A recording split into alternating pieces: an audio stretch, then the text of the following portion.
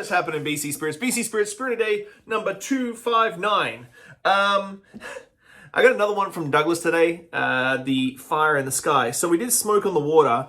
I feel like, Steve Lee, you can comment on this if you can, Steve Lee. Are you like a closeted punk rocker? Like, Smoke on the Water, and then Fire in the Sky just reminds me of like something like Jack Black with Fire in the Sky!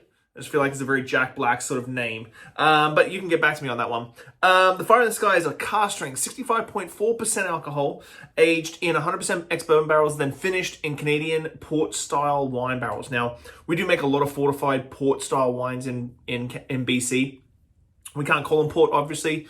That's a designated name for the Portos that come from Portugal, but we do make a lot of those sort of styles. I know that the Shelter Point guys have used blackberry port style wines and stuff like that. So, finished in port wine, you know how much I love my wine finishes. Now, last time I did this little sample, I drank too much during the tasting on the video, and then when I came to tasting, my writing notes was only like half an ounce. Now, one thing I do want to mention, so when I do the BC Spirits episode, you see it on Instagram mostly. But I also put that over to YouTube, onto the BC Spirits YouTube channel. And then I also write a blog for the BC Spirits website, which has tasting notes and that sort of thing. So you've got everything there. Usually including buttons to go buy the spirits that I review. It's very difficult to do buy spirits that I have done on Instagram. But that being said, you can pick up a buy button on the BC Spirits website. Oh, I'm starting to really get the feeling and the angle of the Douglas nose, that Douglas terroir that they have. It's very, very distinct just for them, just like Shelter Points is, just the way Okanagan Spirits is. You're not getting a lot of the sweetness on those. It's really hard to break through that 65.4% alcohol.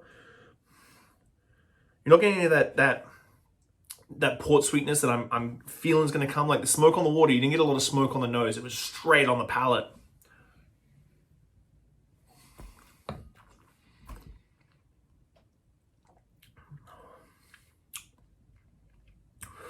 There you go.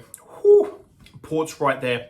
Really good. The wonderful thing that I'm loving about Douglas's base one, the lockdown that I had with the bourbon barrel, it's got this really beautiful depth already.